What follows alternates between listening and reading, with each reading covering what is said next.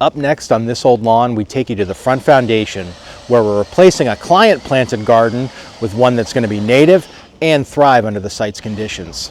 Grab your shovels and let's start digging.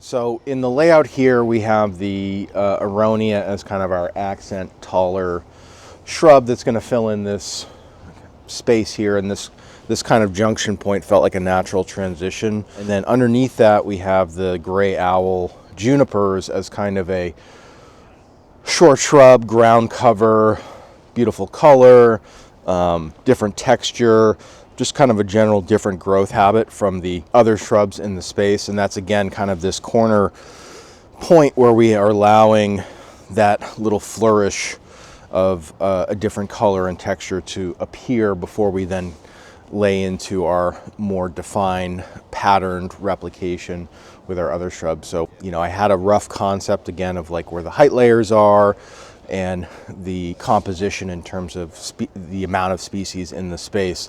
But this is where I really use the time on site and the impact of the place while on site to get a sense of its visual structure and building off of the nuances of the house and other things where, you know, you don't necessarily have that sitting down at your desk on a piece of paper. Yeah. So yeah, it changes a little bit.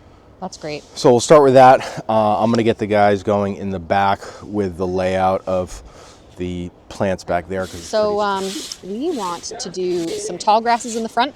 That's great. I would love if we could reserve two. I want two of these for the pocket. Got front, back. Bring this up a little bit.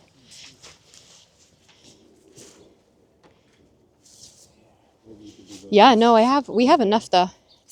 Let's see, 1, 2, 1. I want to bring this one up. Seems slightly thick in here.